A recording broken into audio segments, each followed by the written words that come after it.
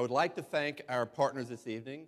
First of all, our new partners, the Aspen Institute, and we're also joined this evening by the U.S. Institute of Peace, which is really a very close and trusted partner for the museum. One current initiative that we are working on with the USIP, which I'd like to highlight, is our joint working group on the responsibility to protect, which is co-chaired by Secretary Madeleine Albright and Ambassador Rich Williamson. And it's a bipartisan group.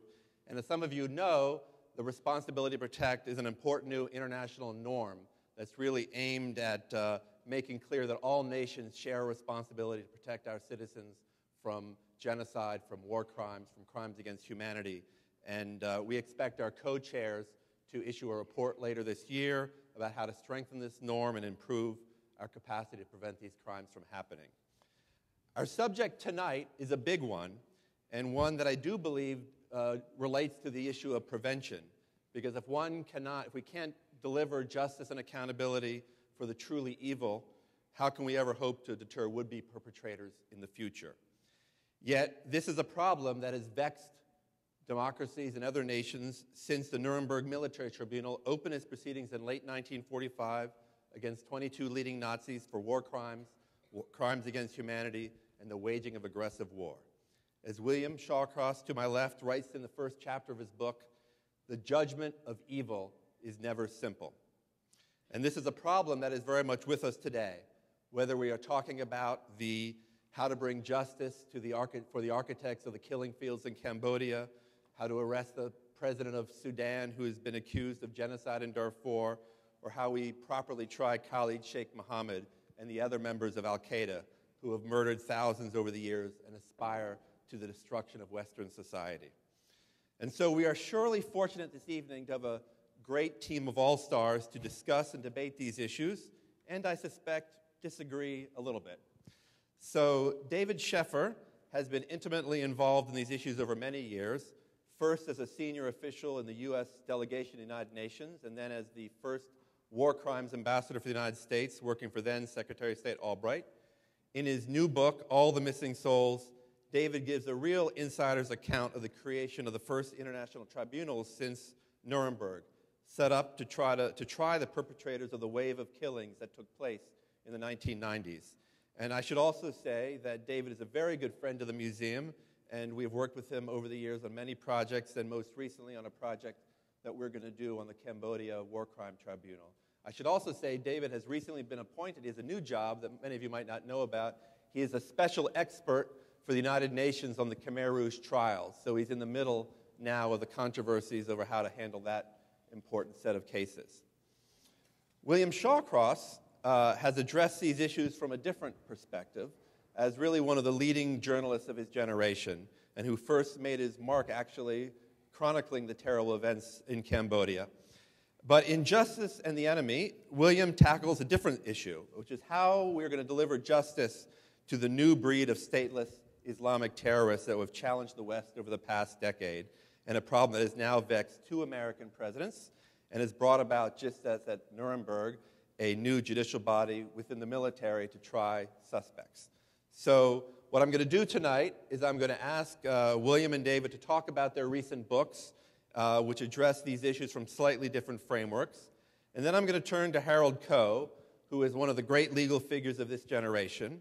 Harold worked during the Clinton administration as the Assistant Secretary of State for Human Rights, Democracy, and Labor. Did I get that in the right order? Yes, I know. And then he became the Dean of Yale Law School, and he has returned to government service as a legal advisor at the State Department, where he routinely deals with such non-controversial subjects as drone strikes, the legality of killing Osama bin Laden, and our cooperation with the International Criminal Court. So I will ask Harold to react a bit to the points raised by William and David, and then we will invite you, the audience, to ask some brief questions of us. So I'm going to lead off with William. Your book focuses on a very large and important subject, which is how best to bring justice to the Al-Qaeda terror suspects that are now being held, for the most part, at Guantanamo Bay. But I want to first talk about how the proceedings at Nuremberg shaped your own thinking about this question. Your father, Lord Hartley Shawcross, was the chief British prosecutor at Nuremberg. And I want to take a moment to show you a clip that we have in our film and video collection here in the museum.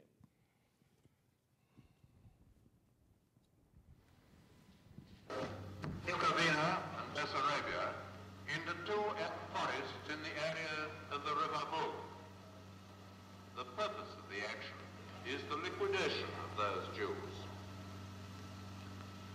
Day by day, over years, women were holding their children in their arms and pointing to the sky while they waited to take their place in blood-soaked communal graves. 12 million men, women and children have died thus, murdered in cold blood. Millions upon millions more today mourn their fathers and their mothers, their husbands, their wives and their children. What rights has any man to mercy who has played a part, however indirectly, in such a crime? Let Graeber speak again of Dubno. So that is Lord Shawcross delivering, I believe, his statement before the International Military Tribunal. And so it's clear, William, that you grew up thinking about the legacy of the proceedings. It's there in the title of your new book, and it's clear that there is something about that trial from 60 years ago that is relevant to the question that you of how do we try al-Qaeda suspects today. What is it? Well, I mean, those words I heard all through my childhood because we had 78 RPM gramophone records of the proceedings at Nuremberg at home, and I was born in 1946, and in the 50s I used to listen to them with morbid fascination and heard these accounts of my father reading accounts of the atrocities that you just heard a clip from. So it was very much informed my childhood and my youth. And Nuremberg was with us in our family, of course, all the time because it was such an important issue. And my father was only 42 at the time. It was extraordinary. And I think Nuremberg, there is controversy today about military tribunals in the United States. But one should remember that Nuremberg was very controversial at the time. It's not seen so now. It's seen to be a great success, and I think it was. But in 1944-45, there was very little agreement to begin with on what should be done with the Nazis who were eventually to be captured.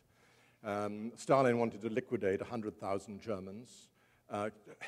Churchill said, "Over my dead body," but he thought that probably it would be simplest and best for the Allies to give summary execution to the 10 or 12 top Nazis they captured from Hitler on down. And it was in the United States that different views came and different views prevailed. Roosevelt, by the spring of 1945, had thought that a tribunal must in some way be created, and Truman, after Roosevelt's death in April 1945, agreed. And Truman appointed Justice Robert Jackson, a Supreme Court justice, to try to create Nuremberg, what became Nuremberg.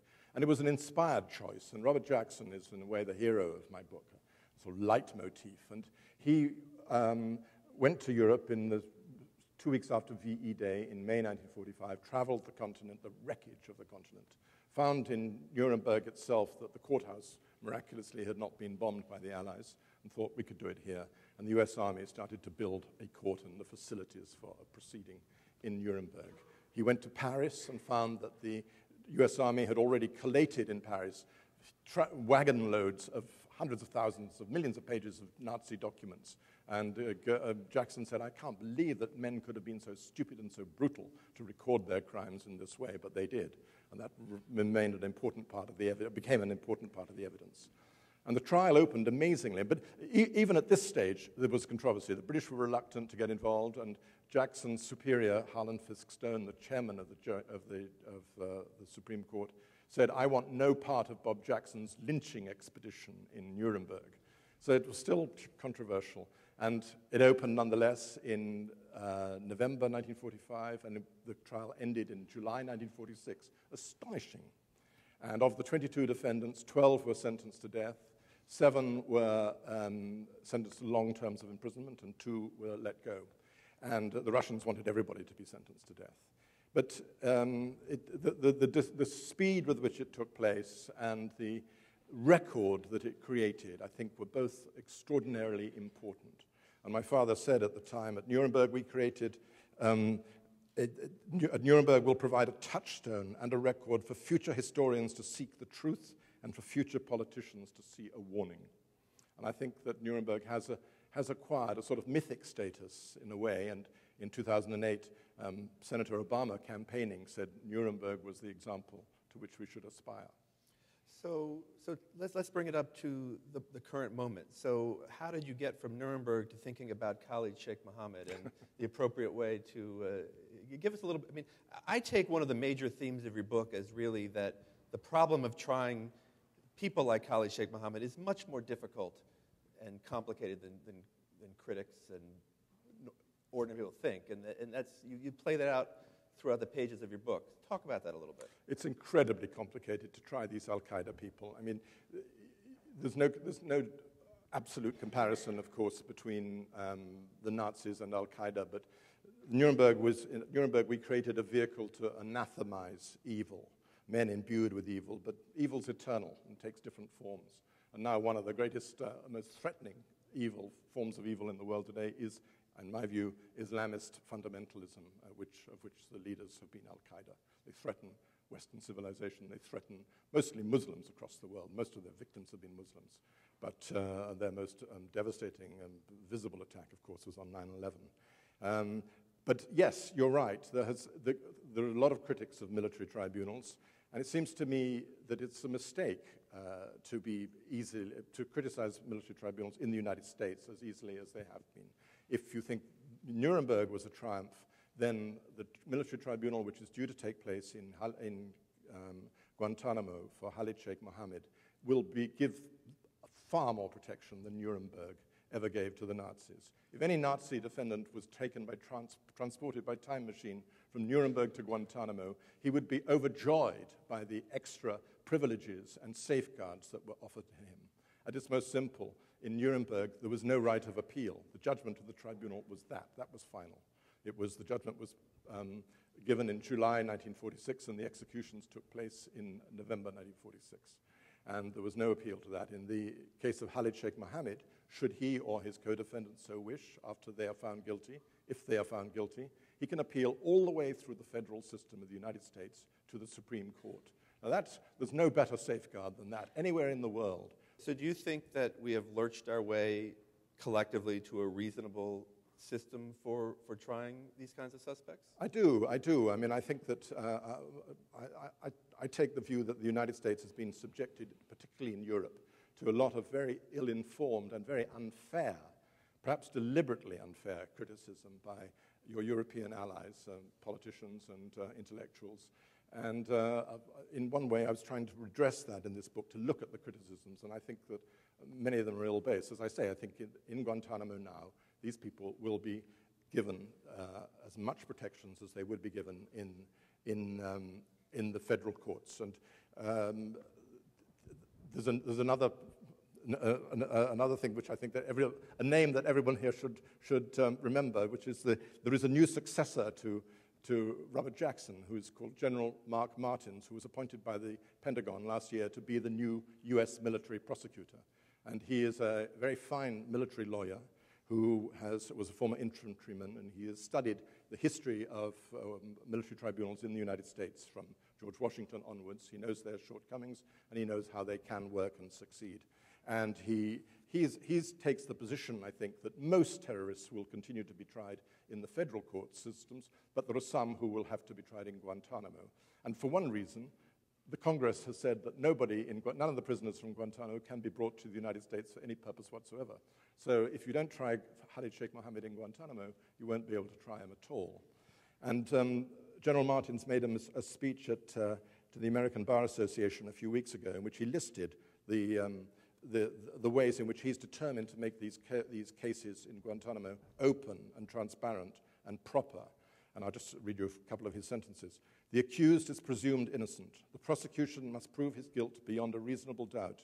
The accused has the right to notice of the charges, the right to counsel and choice of counsel, the right to be present during the proceedings, the right against self-incrimination, protection, this is very important, protection against any use of statements obtained through torture or cruel, inhuman, or degrading treatment, the right to present evidence, cross-examine witnesses, and compel attendances of witnesses in his own defense, and so on. Basically, all the rights that he would have in a federal court. Okay. All right. We're going to try to jump now to David. And David's book, which I talked about, also deals with the treatment of evil, but I think largely from a different category of perpetrators. The statesmen and their followers who perpetrated mass murder and genocide in places like Rwanda, in the former Yugoslavia, in Sierra Leone, in Cambodia. So you really served at the center of this when you were in the Clinton administration, and lived through these terrible episodes, the Rwandan genocide and the situation in the Balkans. We obviously should not lay blame for these events or responsibility, I should say, on the United States alone. This is a collective responsibility that was dropped by the international community during that time. But I think you write very openly and honestly in your book about the failures to stop those tragedies. And so before we talk about trying them, I would like you just to say a little bit about what you say in your book about your reflections, about what you learned from how we can stop those kinds of tragedies. What were the failures that happened that you saw firsthand? Well, I would say that the failures can be summed up fairly simply, and that is that when we confronted particularly the Rwandan genocide, we confronted it with conventional thinking for an extraordinarily unconventional crisis. In other words, our first reaction was to look at what was occurring and to impose conventional formula upon that event. If you're in the State Department, you talk about a failed peace process, how to get the peace process back on track. If you're in the Defense Department, you think about and talk about, well, the peacekeeping force there, is it fulfilling all of the criteria that we need it to fulfill in order to be properly deployed in Rwanda? And if not, should we be withdrawing those peacekeeping forces and talking about the possibility of combat-ready forces sometime in the future, but certainly not now. It's far too premature to do that, and also extremely difficult. So those are conventional ways of responding to a situation that was unfolding very, very rapidly. 8,000 people a day were being butchered with machetes in Rwanda. And so as those bodies were stacking up, back in Washington, we were talking about, oh, there's an Arusha peace process. Let's talk about how to get the parties at Arusha back to the table. And by the way, in the meantime, let's get as many foreigners out of Rwanda as possible. That's our first priority. And secondly, on the military side, let's not talk about engagement. Let's talk about how do you rationalize removing the peacekeepers, because they're really not there for the purpose of dealing with atrocities of this character. They're there to mediate a peace agreement. Those are conventional ways, and as I try to point out in my book, we have to learn how to think unconventionally, out of the box, very, very quickly in response to atrocities, not only while they're occurring, but also have the wisdom to understand that when we see signals of this coming over the horizon, we need to understand how to plan for and react to those signals as effectively and as wisely as possible. In the Srebrenica genocide of 1995, again, we didn't understand how quickly our presumptions could be completely reversed by just a few decisions by, in that case, Bosnian Serb commanders on the ground to completely reverse presumptions about safe areas, take advantage of it, move very, very quickly, and to do so under the cover of means that didn't allow us to know very, very quickly what was happening. We had to have, by that stage, I thought, a better ability to get on top of situations like that and to have planned for them much better than we did. And the book tries to explain, both in Rwanda and Srebrenica, where our mistakes were. It really provides an insider's view within the United States government of where we were going wrong step by step as those genocides unfolded. So what the bulk of the book is really devoted to is the process of creating these tribunals to try the perpetrators of the crimes you just outlined. And I think William alluded to this in his discussion of Nuremberg, of just, you can like look back at these events kind of with rose-colored glasses, but they're really, when you kind of get into the weeds, they're very messy, complicated political bargainings behind all of this, which I think really is one of the themes of your book. And I'm wondering if you could just expand upon that a little bit and tell us, from your perspective, what did you find? Why was it so difficult to achieve what really all good people want, which is retributive justice, to punish the perpetrators? Well, recognize, Michael, that in 1993 and 94 in particular, when this started, we had gone through 40 years since Nuremberg in Tokyo without any international criminal tribunals at all. And quite frankly, Nuremberg was sort of a fading, distant memory by then. And we had no established institutional basis upon which to bring leaders to account for atrocity crimes. We had to invent it again. And of course, we used the template of Nuremberg and Tokyo as a starting point in our exercise.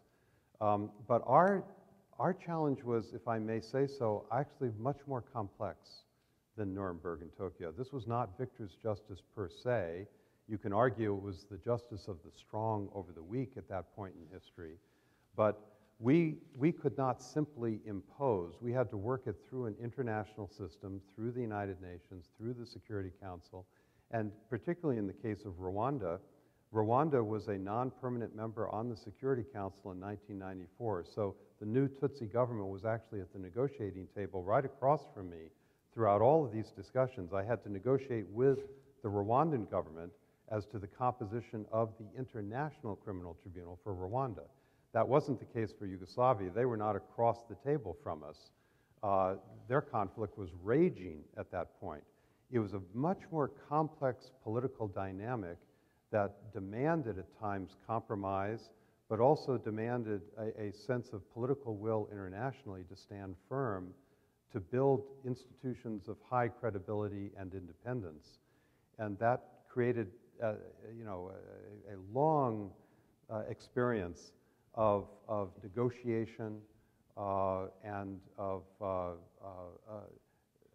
trying to corral the international community around the creation of courts that really needed the support of the international community to be successful. Now, the other major institution which you discuss in your book is the International Criminal Court. And you were the lead U.S. negotiator in negotiating in Rome, the statute which led to the creation of the court. Give us a little bit of the insider feel of those negotiations. What were you trying to achieve? And now, looking back 10 years later, the U.S. is not a party to the court.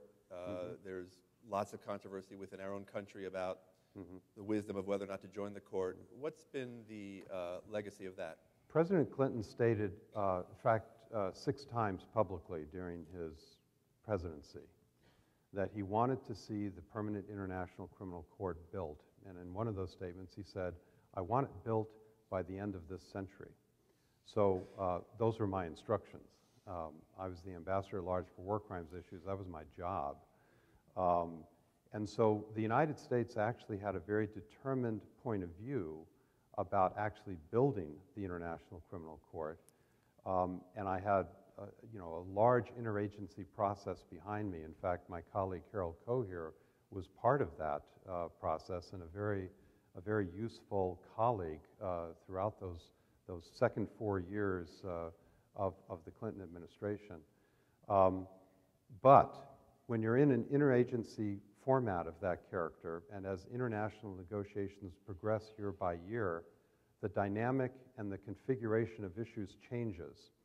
And it became very clear as the years of negotiation proceeded that some of our original presumptions about what the International Criminal Court would evolve as and be constituted as were changing, because other countries were involved in negotiations, and in international negotiations, the dynamic changes. So that by the time we reached 1998, some of our positions were being modified by other countries in terms of what the court would look like. So it became a very, very difficult process for me in Washington, interagency, particularly with the Defense Department, as to what this court would ultimately look like in its final form. And that's why in Rome in 1998, my final position as to the final text of the Rome Statute was actually a negative one. Not because we didn't think 95% of it was fantastic, it was. But it was that final 5% that was the final problem. And of course, we worked on that in the aftermath, and ultimately the treaty was signed in the Clinton administration at the very end of the administration. Okay. So I want to give Harold an opportunity to respond, and maybe just picking up on David to bring this story about the International Criminal Court. Well, actually, let me just back up for a second. I'd like to give you an opportunity to respond to just your general reactions to both of these men as, from your perch now as someone within the government having to deal with these issues on a practical level. And then we'll come back to the International Criminal Court. Well, my strongest reaction is I wish I had a book that I had put out there for distribution tonight. But anyway, you can't do that in the government. I should also say what a thrill it is to be here and with Bill Shawcross, whose work I've read for many years. David Sheffer and I were college freshmen 41 years ago, and he's from Oklahoma. My roommate was from Oklahoma, and since he was from Oklahoma and I was a Korean physics major, we said, I'll see you in 40 years at the Holocaust Museum. And here we are. I think I have a couple of reactions. One is how difficult the challenge that both books are describing is, because it's a two-sided coin. First is, how is it that acts which are put forward as self-righteous acquire global objective illegitimacy? And then the second is, how do self-professed institutions of justice that are trying to redress those acts, how do they acquire legitimacy and credibility? And I think what both David and Bill have participated in is this effort. I think it's one way to think about it in cyber terms is, global justice 1.0, 2.0, 3.0. Imagining the machine, building the machine, and operating the machine. Nuremberg was an experiment, along with Tokyo. They were both military trials, as William has said. The fact that they succeeded at all, much of their legitimacy was acquired after the fact, and by self-conscious decisions made by remarkable lawyers like Hartley Shawcross and Robert Jackson. David's era and my time in the Clinton administration was one of struggling to create a whole series of institutions and not knowing whether they would get traction or not. The Yugoslav Tribunal, the Rwanda Tribunal, the Sierra Leone Tribunal, those are all those, and also the International Criminal Court. And at the same time, trying to manage the United States' relationship with those tribunals. I think now we are in global justice 3.0. We have all of these international tribunals. The question is, how do they interlink with domestic tribunals? How does a system by which the domestic tribunals have the lead, a system of complementarity with which David was very much focused, how exactly to get them the information that they need to succeed? And then we're adding in now two different elements of that machine, an atrocities prevention piece through the work of this museum and the Genocide Prevention Task Force. And then the second is how to map that that global justice movement onto the counterterrorism movement with the adaptation of military trials to al-Qaeda suspects. So none of this is easy, and it's a life's work for many people, both to think about it and to record it. But I think that if you are someone who wants to understand how to confront evil, what is surprising is that there are certain things about the nature and means of evil that are unchanging and shared across many different experiences. David's book, I think, does an amazing job of comparing the ways in which the gross violators in many different cultures had a certain sameness about them. But then the means that we use to combat these evils changes.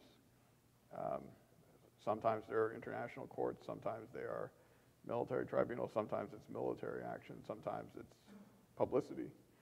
And it's become a much more complex picture. And I think tribunals are part of the solution, but they're never going to be all of the solution. Let me, one thing that David writes about in his book that I would be interested in your reaction to is he writes of the Siren of Exceptionalism, which David describes in his book as the ongoing effort by the United States to kind of carve itself out of the reach of some of these tribunals. And I think that would be a good issue to put on the table because I think all three of you have thought about that issue of the role of the United States in international justice. Harold, looking forward, do you see greater or less U.S. engagement in leading the way on trying to make these new institutions, which you described, successful? Will the U.S., for instance, ever sign the Rome Statute in our lifetime? Well, there are two kinds of exceptionalism, good exceptionalism and bad exceptionalism, just like cholesterol. So, you know, the U.S. has, as Lou Henkin liked to say, it's like a flying buttress in the world of human rights. It's outside the edifice supporting it, but often unwilling to come inside and be subjected to it. And therefore, the United States takes a long time to get involved with tribunals, to ratify treaties, et cetera.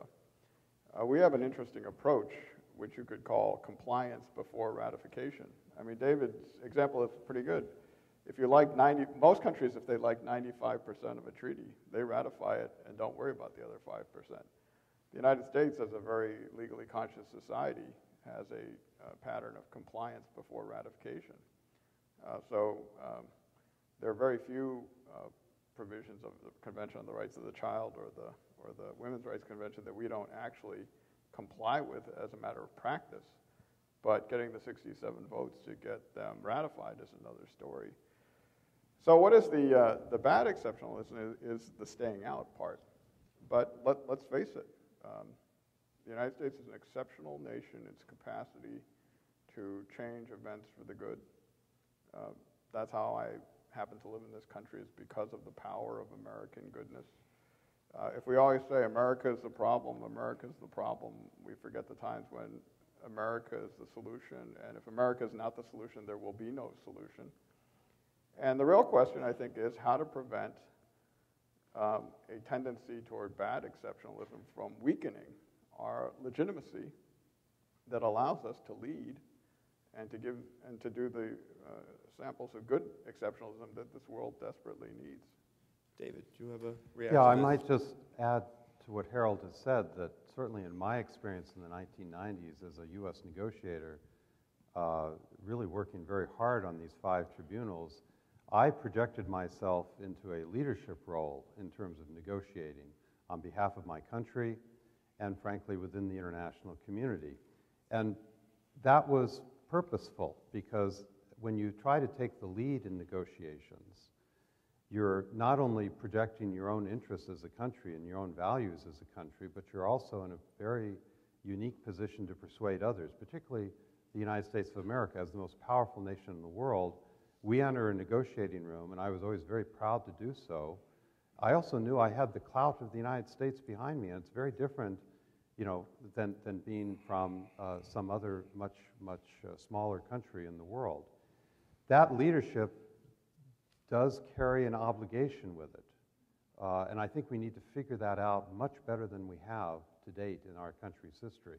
If we're going to take the lead in these negotiations and work towards building the rule of law internationally and being on the forefront of persuading others to buy into that rule of law, At some point, we have to understand that once these institutions are built, many in the international community actually expect us to be part of those institutions, to be part of that ongoing effort internationally, and not to stand apart from it.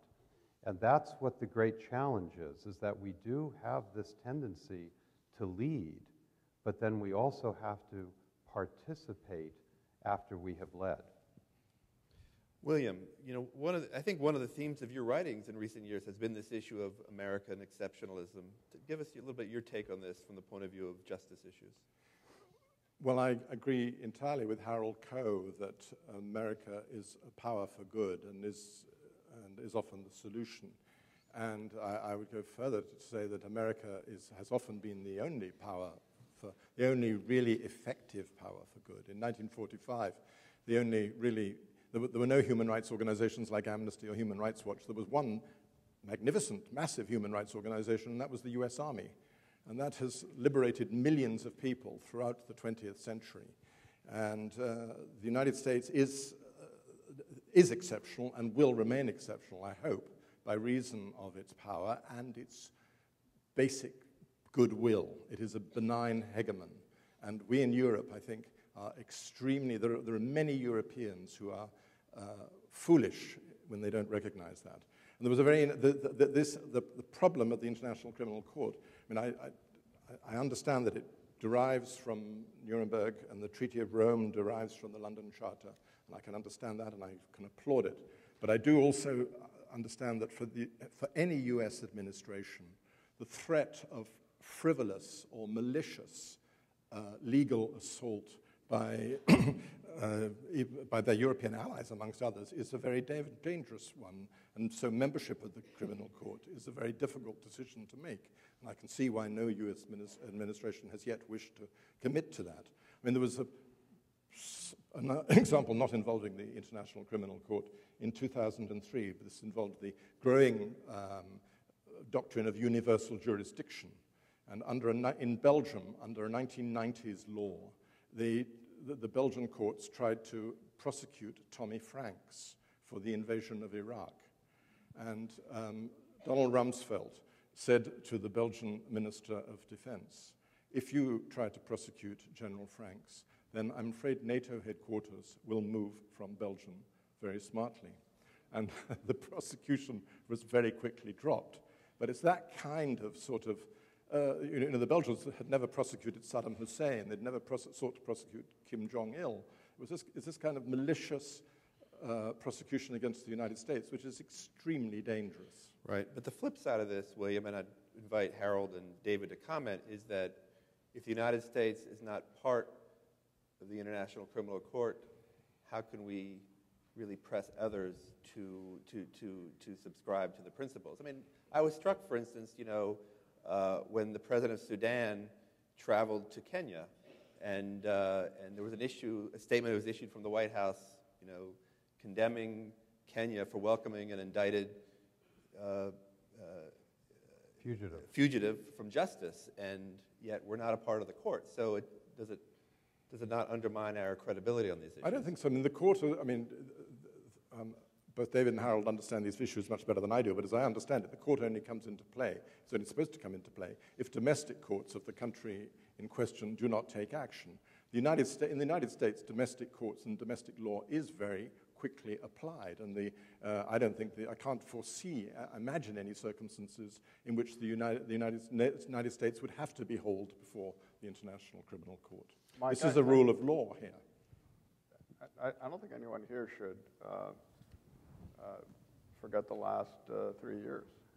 In the time that this administration has been in place, the administration has shifted its position from the United States position toward the International Criminal Court from one of hostility to engaged participation. The United States has attended every meeting of the Assembly of States parties. The U.S. government has made pledges in support. The United States has supported, first, at the end of the Bush administration, the referral of the Sudan case, and then the unanimous referral of the Libya cases. At the moment, the United States is supporting and cooperating with the court on every case that's ongoing: Kenya, Congo, Central African Republic, and Sudan, and that on these issues, and David can attest to this, the view is that the United States is very much a part of the process. Now, it may take us a while for us to become a party. It took us a while to become a party to the International Court of Justice and other international institutions. But I don't think anyone should kid themselves that the atmosphere between the United States and the court at the moment bears any resemblance to where it was back in 2003, 2004. The mood has very fundamentally changed. I have colleagues here from the State Department. When we went to the Assembly of States Parties meeting in New York of the ICC, there was applause as the United States entered the room. The deep freeze was over. The period of engagement has begun. And the point at which we get to more formal kinds of relationships will always take time for the United States, which is a country that has been worried about entangling alliances since George Washington. But I do think that the mood is very, very fundamentally different than it was. I'm going to open this up for questions in a sec, but I'd like to ask one final question for the group, and which is really the role of justice in prevention of atrocities. Obviously, there is a retributive dimension to this, that you want to try these bad people for the things they have done. But it's striking that over the last 20 years, the atmosphere of impunity for perpetrators has really changed a lot. You know, the president of Sudan can't travel freely. Milosevic did end up in The Hague before he died. Charles Taylor did too. So Gaddafi was cornered, and he chose. He could have gone to The Hague if he had been willing and avoided his fate. So it does seem that it's much more dangerous this day if you're a perpetrator who's a head of state. And I wanted to know if you agree with that, and whether you think this track record is going to deter future perpetrators. And I'd like each of you to maybe ask. Let's start with you, David. Well, I think as my book tries to describe, we have gone through a transformational period in not only world history, but really the history of international justice in the last 17 years or so. And that transformation is a reversal of all sorts of assumptions we used to have 17 years ago about official leadership impunity, about the lack of any institutional capacity to actually bring these individuals to justice. And even the fact that we didn't used to have experienced jurists in our legal academy. Now we do, who can take on international cases of this character with great skill and experience and knowledge. That is all possible now. It's happened in our lifetimes. I think on the issue of deterrence, we need to keep reminding ourselves that these tribunals should not be burdened with the argument that they should only exist, or their legitimacy relies upon whether or not I can prove to you that they're deterring future crimes. Their first and foremost responsibility is justice. Justice that is paired with punishment. They're criminal courts. They're not huge geopolitical machines. They're criminal courts first and foremost, and their job is to render punishment or acquittal, and they do often acquit. If deterrence comes, that's a good bonus if that comes along. I think empirically we've been able to establish academically now that over the last 30 years, societies which have focused on human rights prosecutions, whether at the domestic level or preventing them at the international level, or even having them imposed internationally, that those societies are gravitating away from human rights abuses. They're modernizing towards humanity. That's empirically happening in the last 30 years, and it's a combination of both domestic prosecutions and of international prosecutions. And that, to me, is a sign, ultimately, of deterrence. Harold, what are your thoughts on this issue? Well, I agree with David that a function, international criminal tribunals play many functions, one of which is deterrence, another is truth-telling. Another is delegitimation of people to make it impossible for people who commit certain kinds of acts to participate in a political process. But another critically important one is to separate out those who are most guilty from those who will go on and be part of a new process. And it happens in an age of soft power to be a tool that saves us military resources. We did not occupy Belgrade. Nevertheless, Milosevic, Karadzic, Mladic, Hadzic are all at the tribunal. And our relations with all three parts of the former Yugoslavia goes on. So there's a way in which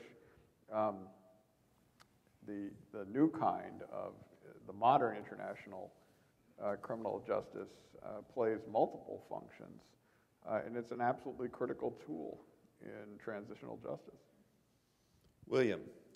Yeah, I understand all of that, and I think that these courts are also in a very early stage of existence, and it's difficult to, and they will develop and improve. I think that David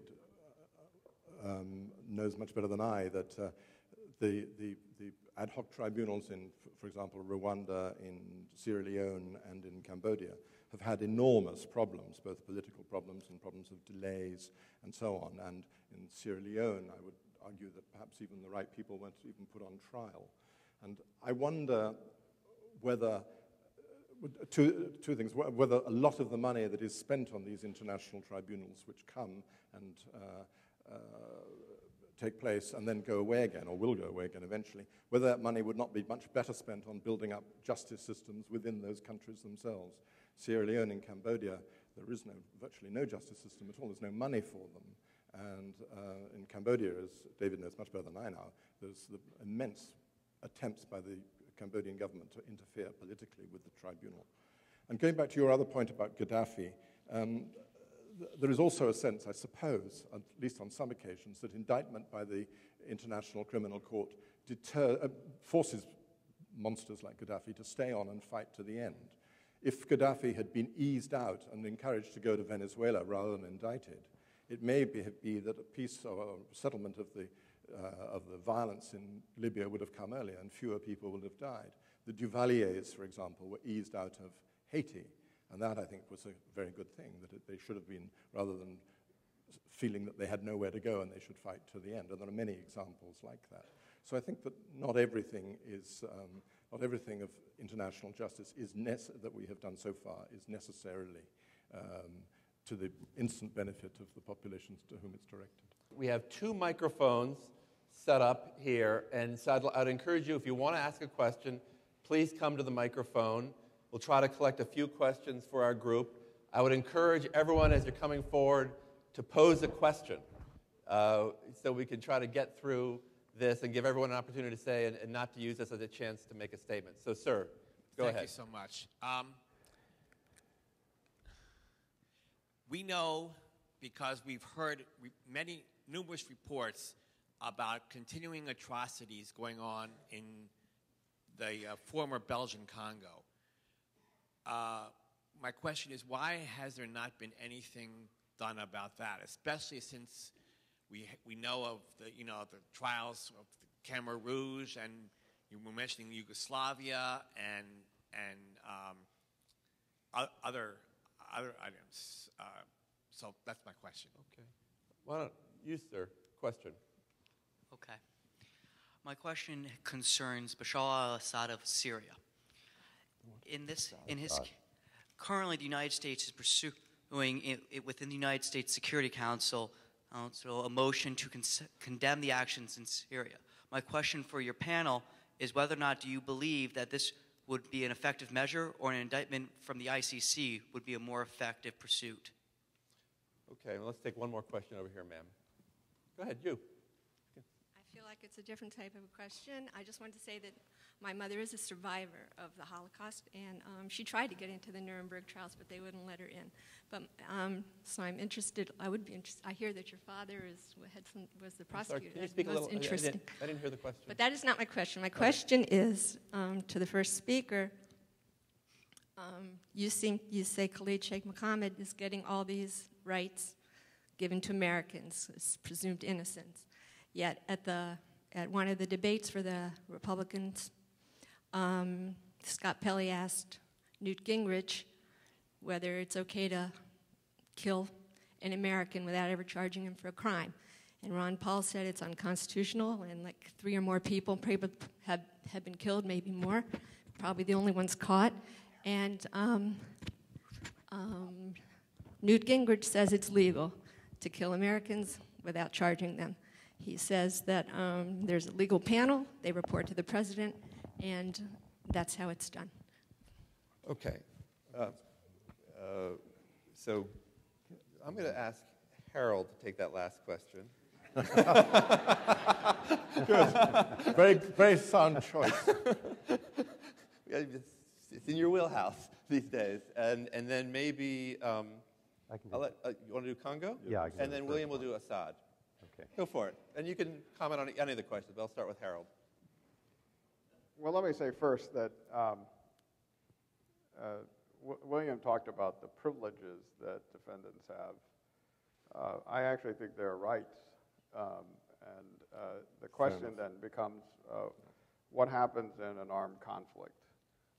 In an armed conflict, which is one that began with Al-Qaeda formally on 9/11, 3,000 people were killed on their home soil for going to work. That's a massive human rights violation on a massive scale. And the United States Congress initiated an armed conflict against Al-Qaeda and its associated forces. Now, when Congress initiated a conflict against Japan for Pearl Harbor, it was then permitted within the scope of that armed conflict to target and kill the Japanese military commander who initiated Pearl Harbor. And it is not illegal to apply that same law of war reasoning in this particular setting. And I think that was the rationale put forward and which I support for bin Laden. Now, the question is that something in which the fact of American citizenship of a combatant resolves the situation in favor of a judicial solution? There is a due process that must be applied in wartime. American citizens deserve more careful consideration. I have no idea how much Mr. Gingrich knows about the procedures that are followed. But I think at the end of the day, we're talking about a law of war situation in which the laws of war have been entirely respected. And I think the rights of American citizens and their due process rights have been taken into account fully and completely. All right. David, yeah. you can feel free to comment on any of that, but sure. I'd like to make sure you address Congo.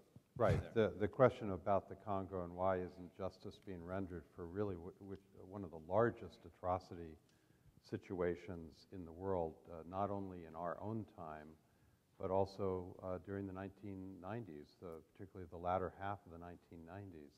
I actually spent a fair amount of my time as ambassador for war crimes in the Congo trying to address what I saw as a very, very significant set of atrocity crimes erupting at that time, and trying to figure out how could we possibly build a tribunal to bring these leading perpetrators to justice. It was a very, very difficult process.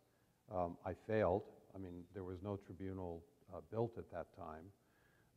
And we still have the crimes of the 1990s in the Democratic Republic of the Congo unanswered for, essentially.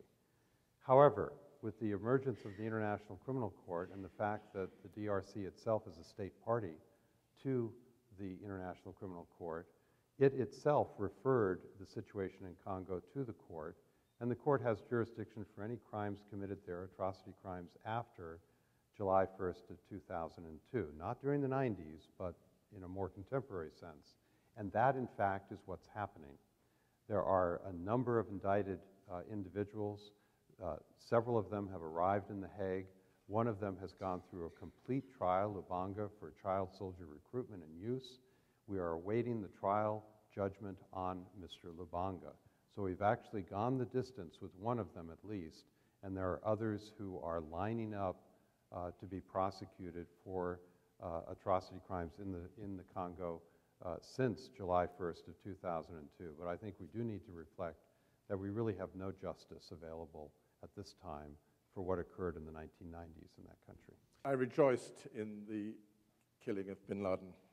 I thought it was a very good thing, and it was certainly arbitrary justice, if you like, but he, under the rules of law, which Harold has explained eloquently, I thought it was the appropriate way of dealing with this very evil mass murderer. President Obama has adopted drone strikes in which 1,500 al-Qaeda operatives, or believed to be al-Qaeda operatives, have been killed in drone strikes in Pakistan and Afghanistan and elsewhere, and in Anwar al-Awlaki, the American citizen in Yemen. Now, I'm sure that most of these people were extremely carefully targeted and were known, had the CIA or the other government agencies had every reason to believe that they were plotting strikes, terrorist attacks on the West. But what is interesting to me is that it's so much easier for the administration to do drone strikes than it is to arrest and interrogate and put people on trial. Trials have become so complicated now, and the fact that, within the United States I'm talking about, and the fact that the military commissions, which I argue and will continue to argue, have been created in a very responsible way to make sure that justice is transparently administered, and as Harold says, the rights of the detainees are respected. The fact that it has become so complicated and that these are under such fierce criticism, I would think would lead many people in the administration to throw up their hands, in any administration, to say, well, drones are much simpler. And it's odd to me that drones, which is a phrase from Vietnam, termination with extreme prejudice, should be easier for a president to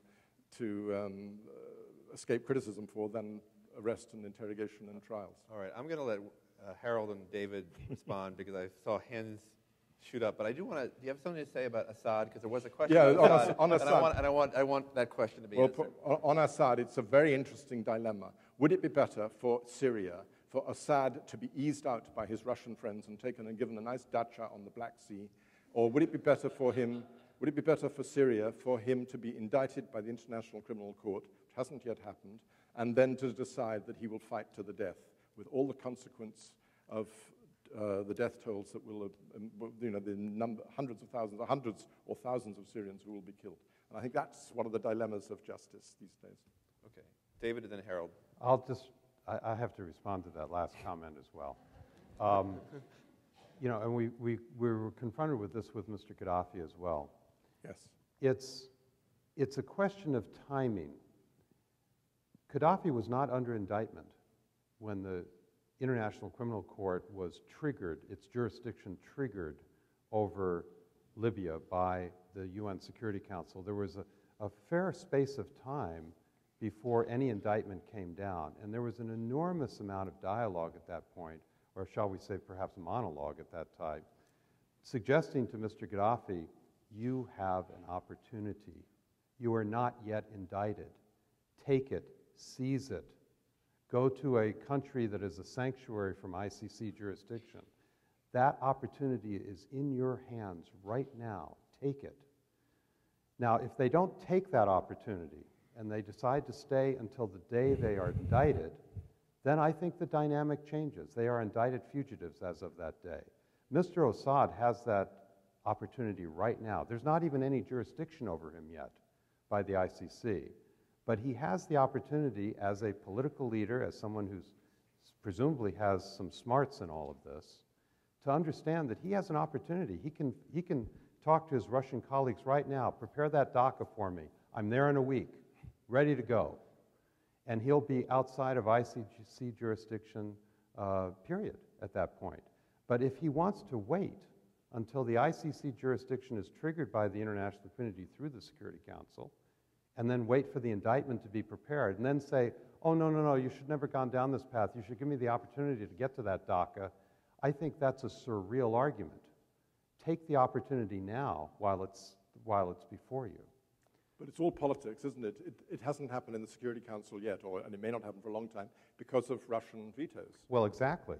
But I mean, I'm just stating in response to your argument, I'm not going to hold this against international justice or the ICC that they have the capacity to actually bring someone to justice and then argue that in fact we should put that aside as an option and only talk about the opportunity to avoid justice for Mr. Assad and give him every opportunity to avoid that for the rest of his tour.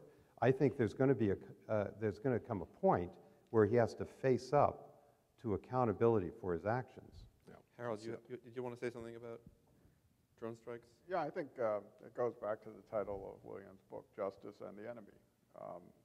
It is a complicated situation. How do you deliver justice to an enemy? The Holocaust Museum is a place where we think about such questions. Let me posit this. At the end of World War II, Adolf Hitler is in a bunker. Did we have an obligation to go and arrest him and bring him to the Nuremberg Tribunal, or in the middle of the armed conflict were we entitled to target him as the leader of an opposing force? That's what we did. On the question of drones, what always strikes me as remarkable as an Asian American is that many people who have no problem with dropping nuclear bombs on civilians in 2 Asian cities have much, much more moral concern about a targeted drone against the acknowledged, recognized, and established leader who has launched repeated attacks and addressing only a particular person. So I think that there has to be some concept of how this justice is going to be delivered. It can be delivered through trials, military trials of the kind that are being done at the commissions, by civilian courts. But justice is also delivered, and it's a piece of the picture in wartime through military action. I agree with that, and drones are incredibly discreet. You know, as you say, to hit a target in World War II, you had massive tonnage of bombs, hundreds, thousands of people perhaps killed. Now you can kill one person very discreetly, and it's obviously a great leap forward in that sense. Okay. Regarding the efficiency of these courts, so Milosevic died after 4 or 5 years of trial. Vojislav Šešelj has been on trial for over 8 years now. A lot of these cases have really descended into what a lot of people perceive as being farce, and they're wondering, where is the justice? How can this be sped up? How can justice be delivered on time and more efficiently? Thank you. Mine is not actually a question. You know, I was a presidential candidate in Sierra Leone in 1996, and my father was a veteran of World War II. He died as a refugee during the 10-year Civil War. But I have a deep sympathy for the Holocaust and the Holocaust victims. And I'm going to be president in 2017. And I'm going to institute a very bold proposal, a foreign policy proposal, that any country that denied Holocaust would be denied a diplomatic representation to Sierra Leone. I think that's where we're going to start a justice for the Holocaust victims and all the other people. So it's a policy that is developed by me, and I'm going to institute it, and I hope I will be the next president. So I need your support for that. That's very good. Go ahead. Thank you for that. A question about forensics. Mr. Shawcross reminds us that in the Nuremberg tribunals, the prosecutors were astonished at the degree of records, the truckfuls of information. I believe, and deriving from that, some of the crimes against humanity in Ethiopia in the 70s and 80s were very easy to prosecute because the DDR had been coaching those who perpetrated them. As we run out of luck, and as presumably people who perpetrate human rights atrocities will be beginning to not keep such wonderful records, what will be the difficulty? How high will the bar be in the future on obtaining enough forensic evidence to prosecute? Thanks. Okay. I wanted to ask about a set of cases that doesn't involve genocide, but does involve actions by powerful states abroad that interfere with the democratically expressed wishes of a local population, usually in a smaller country or area aspiring to be a country. And I'll give 4 examples. 2 are historical, the CIA actions in Guatemala and Iran back in the 1950s. Another would be Russia and Chechnya, and a 4th would be China and Tibet. Now, in my view, there is an issue as to the legitimacy of that kind of projection of state power when a credible argument can be made that it is contrary to the expression of democratic wishes and values by the local population. And my question is, should there be a set of rules for really powerful states like the United States, Russia, and China as they project power in their interest abroad? Or is it sort of might makes right and we'll deal with that in some future age? Okay, so I heard there a question about the efficiency of the courts, a question about forensic evidence and the difficulty in the future. I think it's a good question, especially in the cases, William, you write about, intelligence also gathered through intelligence, which, and the question of admissibility, and then also the question of projection of power. And we had a request for support for, a bill on Holocaust denial. So you want to start, William, and then we'll go? Well, the last question talked about should there be a set of rules for powerful countries like, I think he said, the United States, Russia, and China. I think that there's a huge distinction. The United States is governed by the rule of law, and neither Russia nor China, certainly not Russia today, is. So I don't think that there should be a rule for these 3 states because they're all powerful. I think the United States, and I do believe in American exceptionalism in this regard. And the forensic evidence, I think that's probably a question for Harold and David. I mean, it's an interesting thing. It's not just in questions of justice, but there's in the age of tweeting and texting and even emails, it's going to be much more difficult to find records of anything, not only crime. So I write biographies, and historical biographies, depend on people writing letters. The next generation, there aren't going to be many letters. David. Yeah, let me just take the first question as well, the efficiency of the courts and how to speed them up. I do think we have to recognize that there's an explanation as to why so many of these trials before the international tribunals have lasted as many years as they have. We don't have time to go through all of that, except to say that they are dealing with massive investigative challenges over the deaths of tens to hundreds of thousands of individuals. That's not easy, particularly when perhaps the documentary evidence is far more shallow than we ever experienced at Nuremberg. You have to rely on witness testimony. You have to dig up mass graves. You have to figure out exactly how leaders at the very top planned and executed policies through their subordinates. Who's going to testify against them? How do you build that kind of case? That takes a long amount of time. But even when you get to trial, we have to recognize that these are courts that are built to be very, very respectful of due process. And part of due process is defense counsel. And defense counsel find, and they have every right to, an enormous range of means to delay trials because they're representing the interests of their clients. And we have a very talented international defense bar now. So they come into play. And their motions, their pretrial motions, and then their trial motions, and their advocacy in the courtroom can be significant delay factors.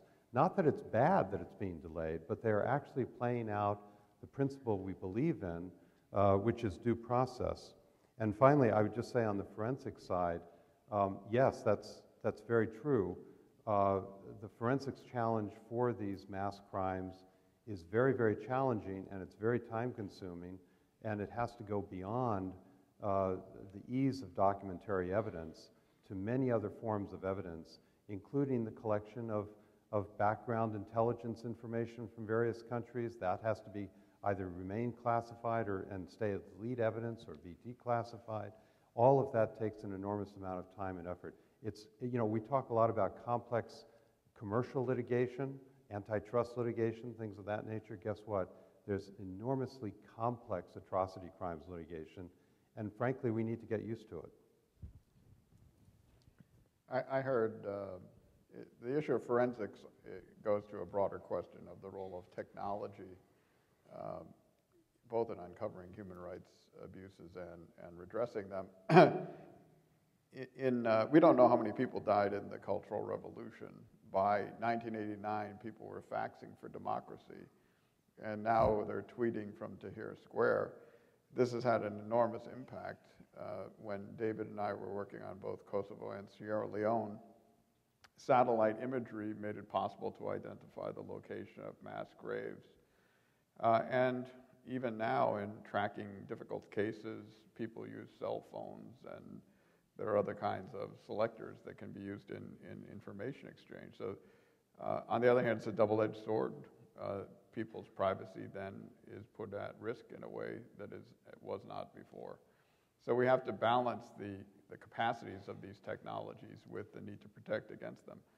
On the other hand, I think the question that was asked about pro-democracy intervention, some academics have asserted that right, but I think that the international community has gone only so far as to talk about an emerging concept of responsibility to protect when civilians are being killed and threatened through various forms of humanitarian intervention. And we've seen this and the elaboration of that doctrine come through in our lifetime, I think driven by the absence of action in Rwanda, to the delayed action in Bosnia, to Kosovo, to East Timor, and then now most recently with regard to Libya.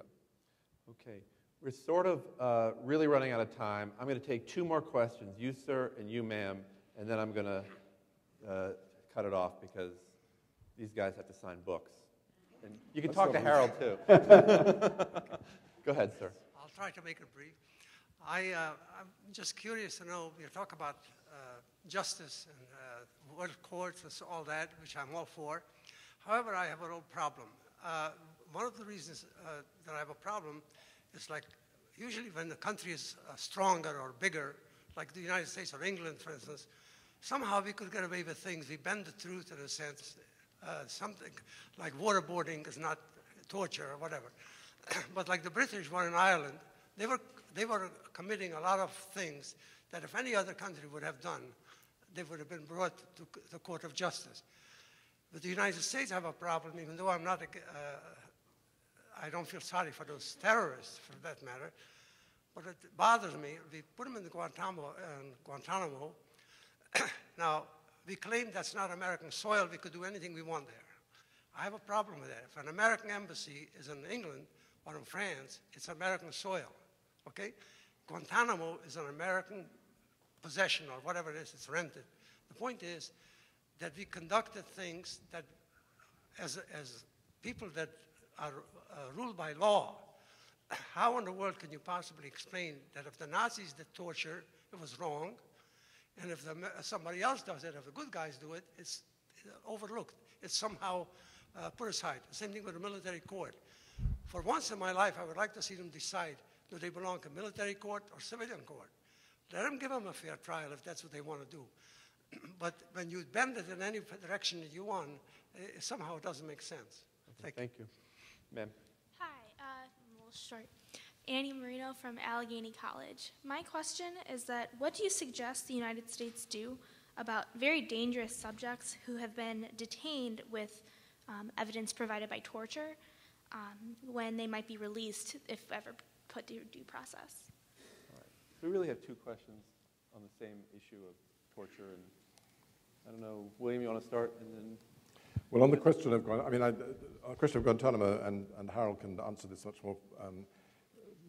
much more legal expertise than I can, but it seems to me that, as I understand it, Guantanamo was chosen as a place to put detainees from Afghanistan in the aftermath of the fall of the Taliban because it was thought to be beyond the reach of the federal courts.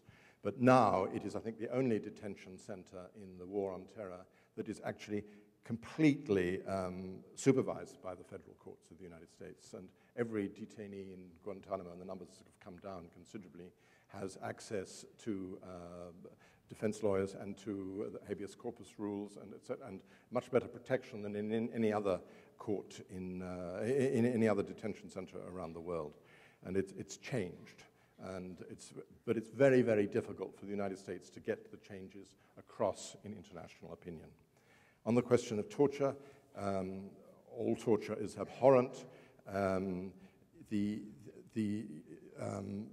I think there is a consensus of opinion that the waterboarding those 3 men in, not in Guantanamo, but in the aftermath of 9/11, did produce life-saving information. The British head of MI5, Eliza Manningham Buller, the former head of MI5, said last year it was torture and it should have not happened, but I still, and I say that although I know that it produced life-saving information. So you have there the dilemma of the lesser evil, which Michael Walzer has written about, the American social scientists, very eloquently at different times. And which is the lesser evil? Is it saving lives by waterboarding 3 people, or is it waterboarding is waterboarding a greater evil than that? And that's a question that any politician who has to face lives with the consequences of it for the rest of his life, and it's a horrible one. Well, I think I would take a slightly different view of that. We have reached an almost sort of bizarre situation in our society whereby we actually discuss whether or not we need to waterboard in order to obtain information through interrogation. We actually know how to interrogate people without waterboarding them and to obtain accurate information as a consequence of that. That's been proven empirically and in social science research, etc. That's all out there. It's all documented. And I think interrogators generally would confirm that, frankly, they don't want to use that particular tool because, frankly, it could elicit false information far more often than it can accurate information. The individual waterboarded actually tells you exactly what you want to know because he wants the waterboarding to stop, whether it's true or false. So there's just a lot of empirical work out there on how to interrogate, and I think we've demonstrated, and the Obama administration, I think, has accepted the veracity of that empirical knowledge, that there's a better way to interrogate individuals than to undertake those kinds of torturous activities. And I would just say on the military commissions, William, that and you've actually said this very accurately throughout the evening. We've reached a point now with the military commissions in Guantanamo where they are of superior quality than they were 10 years ago or 8 years ago. In other words, when this whole situation started, we had a terrible problem with those commissions down there.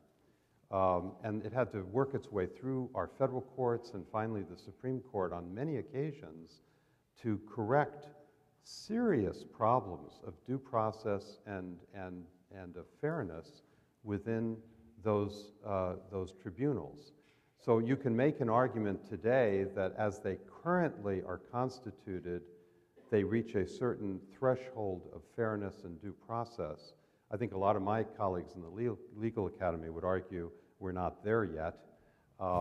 But it is a better situation than it was, and we need to say that because that explains why so many lawyers and really true advocates of due process and of constitutional law in our society fought for 10 years to correct it, to right the situation that simply was a very flawed system in the very beginning. Harold, I'm going to give you the last word. One of the most remarkable public documents I've seen is President Obama's Nobel Prize lecture, where he says, I'm winning a peace prize and I'm the commander-in-chief of a very large military force in a country that's under threat. And how do I reconcile these two things? And the answer is, I must defend my country using the tools of law and following the principles of morality. So the approach that's been taken to Al-Qaeda has been multi-pronged. Try those you can in military commissions with rights that satisfy due process. Try those you can in civilian courts and attempt to achieve criminal prosecutions.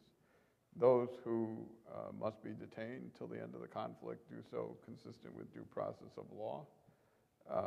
Try to transfer people from Guantanamo to the extent possible, humane treatment under all circumstances, and then in the ongoing conflict with those who are still conducting attacks, use methods to carry out that conflict against them. That's a multi-pronged approach. Now, Congress has actually spoken very strongly, as Mr. Shawcross said, against two features of that. They want to keep Guantanamo open. The administration wants to close it. They don't want to transfer people out, and they don't like civilian courts in the United States.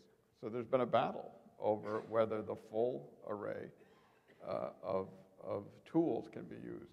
But the most fundamental one has been a no-tolerance policy toward torture under any circumstances. That was something that was announced at the very beginning of the administration, and you've heard no stories of it in this administration. All right. Well, I'd like to thank our panelists for a really stimulating discussion.